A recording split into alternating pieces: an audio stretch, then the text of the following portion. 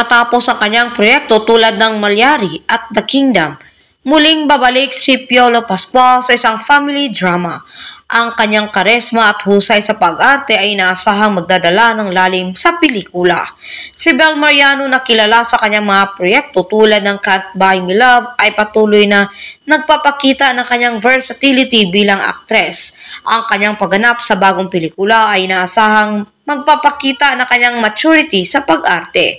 Si Joshua Garcia ay kilala sa kanyang mga makabuluhang pagganap sa mga pelikula at teleserye. Ang kanyang partisipasyon sa proyektong ito ay inaasahang magdagdag na emosyonal na lalim sa kwento. Maraming netizens ang nagpahayag sa kanilang excitement sa social media. Ayon sa isang post, "This is cinema. Joshua Garcia, Bel Mariano, and Piolo Pascual in one family drama film project. #New Movie Alert." Ang Star Cinema ay kilala sa paggawa ng mga makabuluhang family dramas. Ang bagong pelikulang ito ay inaasahang magpapatuloy sa tradisyong iyon na nagbibigay ng mga kwentong tumatago sa puso ng mga manunood. Ang mga family drama ay malapit sa puso ng mga Pilipino dahil ito ay sumasailalim o sumasalamin sa ating mga karanasan at relasyon sa pamilya. Ang bagong pelikula ay inaasahang magdadala ng mga aral at emosyon na makakaantig sa damdamin ng mga manonood.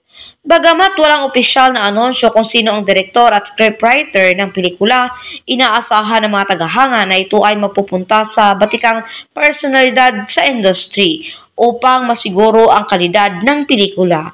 Bagamat wala pang detalyeng kwento, inaasahan na ito ay tatalakay sa mga komplikadong relasyon sa pamilya, pagmamahalan at mga pagsubok na kinaharap ng bawat miyembro ng pamilya.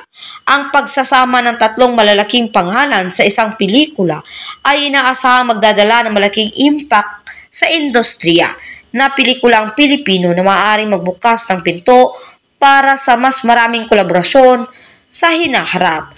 Ang mga tagahanga ay sabik na makita ang pelikula na inaasahang maging isa sa highlight ng taong larangan na entertainment sa Pilipinas. Ang bagong family drama ng Star Cinema na pinagbibidahan ni Piolo, Bel at Joshua ay inaasahang magdadala ng makabuluhang kwento na tatatak sa puso ng mga manunood. Habang hinihintay ang karagdagang detalye, ang excitement at anticipation ng publiko ay patuloy na tumataas.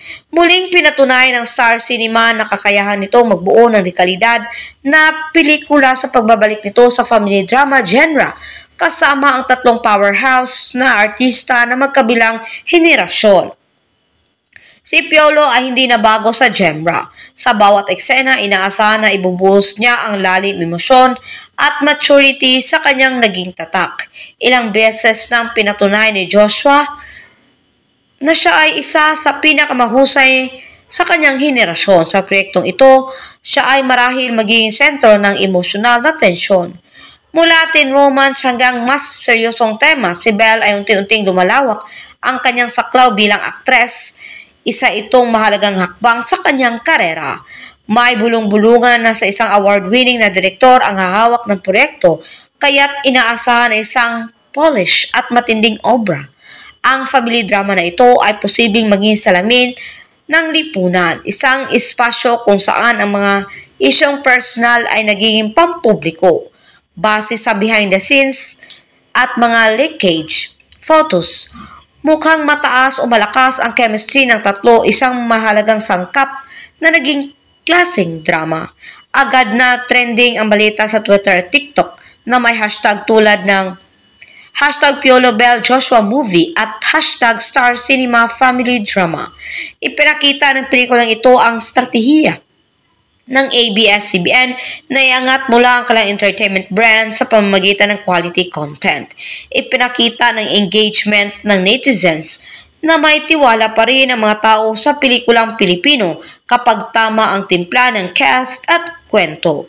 Hindi lang ito pelikula parang umiyak. Isa rin itong pagkakataon para pag-usapan ang masalimuot na relasyon ng pamilya sa lipunang Pilipino. Sa kabuuan, ang pelikula ay tila hindi lang isang kwento. Ito ay isang paalala ng kapangyarihan ng pelikula bilang salamin ng ating pagkatao. Maraming salamat sa inyong panunood.